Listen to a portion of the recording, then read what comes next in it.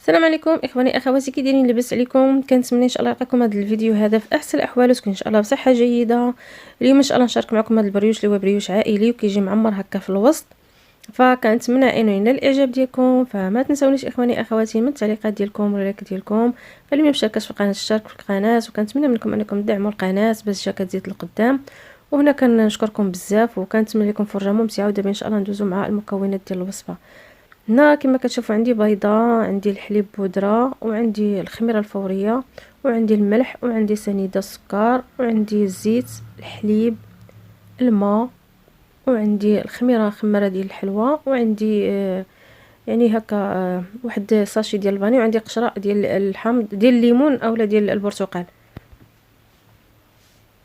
هنايا عندي كاس لاروب ديال الحليب، عندي هنايا كاس لاروب ديال الماء تيكونوا شويه دافيين. انا غندير 3 المعالق كبار ديال السنيده، غنزيد عليهم معلقه ديال صغيره ديال الخميره الفوريه اولا الخميره الجافه. هنا غادي نحركهم، ومن بعد غادي نحركهم هنا مزيان باش نحاول هذيك نسرع شويه باش تذوب هذيك الخميره. وانا غادي نخليهم واحد شويه راه يرتاحوا واحد شويه باش يتفاعلوا هكا مع بعضهم وتطلع شويه هكا في الخميره، غير واحد شويه ماشي بزاف، تقريبا واحد 3 ولا هكا ديال الدقائق صافي. من بعد انا غنزيد هنا 4 كاس ديال الزيت، غنزيد معلقه كبيره ديال البودره ديال الحليب،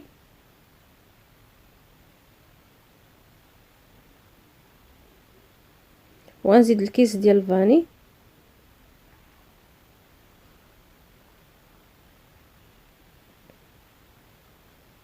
هنا راه كل ما كنضيف شي حاجه كل ما كنحرك. انا غنزيد البياض ديال البيضه والصفر غادي نبقى محتفظه به.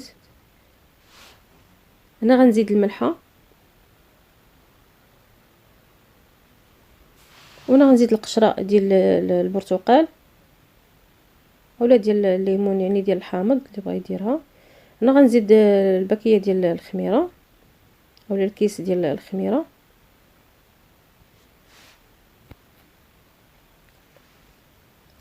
هنا غادي نزيد الكاس الاول ديال الطحين، هنا راه تقريبا دخلت لي 4 الكيسان ديال الطحين. وهنايا الطحين ما ديروش بحال هكا، ديروا واحد 3 الكيسان في الاول، يعني كديروا الاول وكتحركوا، ومن بعد كديروا الثاني وكتبقاو تحركوا فيه، والثالث حتى بنفس الطريقه، والرابع ما كتزيدوش يعني في دفعه واحده، كتزيدوه غير شويه بشويه وانتم كتحركوا، حيت هنايا كيبقى على حسب الكميه على حسب النوعيه ديال الطحين، لانه راه كاين اللي كيكون كيشرب بزاف وكاين اللي غير شويه.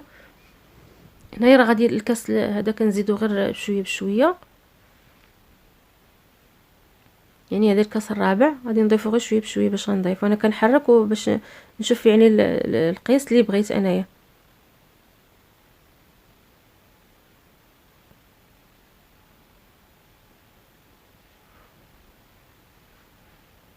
هنا راه تقريبا دابا راه كملت الكاس الرابع، يعني راه دخلت لي 4 الكيسان مقادين، طيبت بحال الكيسان ديال العنبه.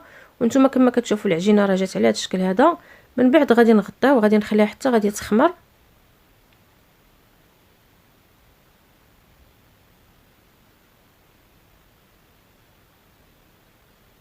صافي انا من بعد ما خمرات غادي ندهن يديا بالزيت وغادي نقسم ديك العجينه على النص، ولكن هنا ضروري تبقوا مره دهنوا يديكم بالزيت.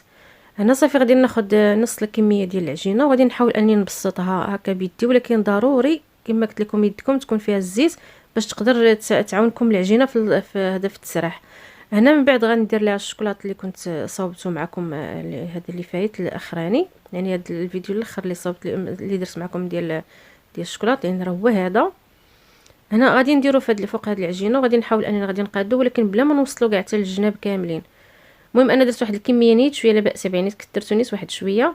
هنا من بعد غادي نضيف شويه اللوز، هذا اللوز هذا محمر وهكا مهرمش، خليته بالقشور ديالو حمرته وهكا وهرمشته. فغادي نرش عليها واحد رشه نيت شويه هكا هذا ديال اللوز. هنا اللي بغى يضيف الزبيب يزيدو، اللي بغى يضيف عاوتاني هكا الكركاع ولا شي حاجه اخرى.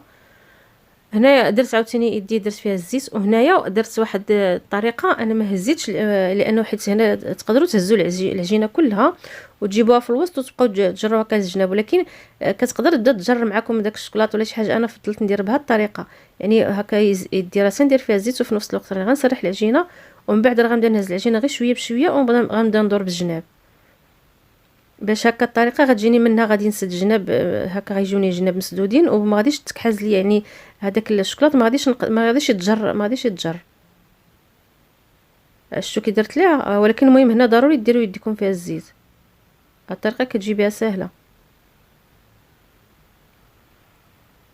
حيت عرفتوا العجينه كتلصق راه ما تقدروش، يعني هكا كتجي شويه صعيبه باش هكا يتحكم فيها الواحد. صافي ما تبقى غادي نبقى نجر، ناخذ غير شويه العجينه شويه غير من الفوق ونبقى نجر.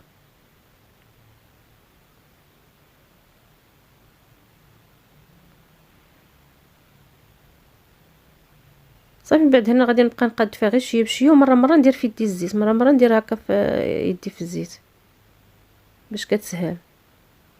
ومن بعد غنضغط عليها هكا في الجنيبات ديالها، نحاول انني نسد العجينه في الجناب باش نتحكم فيها صافي باش ما تخرجش ليا هكا الشكلاط، باش لما تكون كطيب داك الشكلاط ما يخرجش من الجناب، باش ملي طيب تكون الجناب ديالها مسدود، ما هكا مسدوده، ما يكون حتى حاجه باينه في الجناب.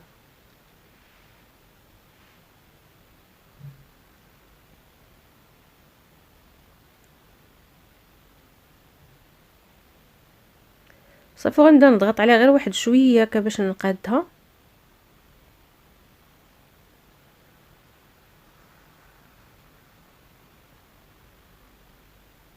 صافي هنا من بعد ما قديتها غادي نعاود نغطيها وغادي نخليها ثاني تخمر المره الثانيه.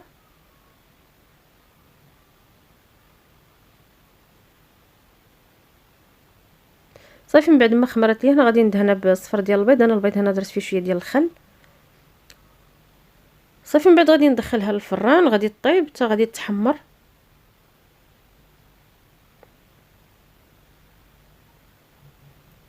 صافي هنا من بعد ما طابت راه ماشي الشكل ديالها، انا الحمر عندي الفران شويه كيحمر واحد شويه هكا في واحد الجهه، ولكن راه جات كلها طايبه يعني كلها محمره. هنا غادي نقلبها في هذيك هكا باش تبرد لي واحد شويه، راه حيت باقا سخونه بزاف.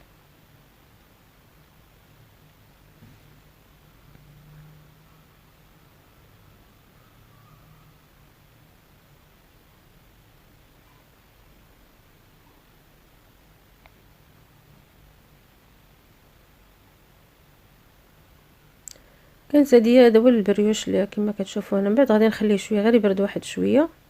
صافي من بعد ما برد غادي نديروه هنا هكا في الطبسيل، يعني في الطبق ديالو ديال اللي فاش غادي نقدموه نيت. صافي من بعد غادي هكا ندهنو بالناباج، يا المهم يا اما يتدهن بالناباج يا اما بالكونفيتير، المهم على حسب كل واحد. انا حيت كان عندي هنا ناباج واجد فغندهنو هكا بالناباج، وغادي ندير هكا نحط فوق منه شويه اللوز افيلي. وهنا كما اللي بغى يدير الكوكي يديرو، اللي بغى يدير اللوز كونكاسي، اللي بغى يدير كاوكاو، اللي بغى يدير شوكولاط، شي تيبقى غير اختيار ديال كل واحد.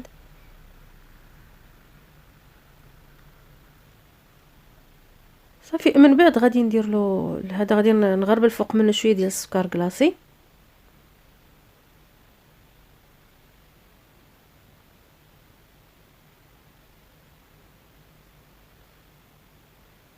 انا من بعد ما قديته ولصقته فوق منه كامل غادي هكا كما قلت لكم غادي نغربل عليه شويه ديال السكر كلاصي باش كتجي تعطيها واحد المنظر.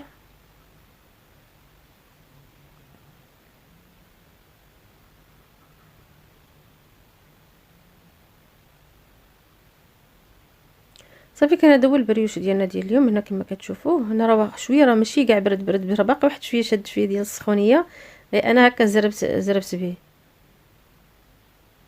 ما خليته غير تقريبا ماشي سخون كاع بزاف، ولكن المهم باقي شاد شويه السخونيه من الداخل. انا غير مسيتو لقيت راسي انني هكا صافي قلت نكملو نحطو باش نوري لكم دغيا.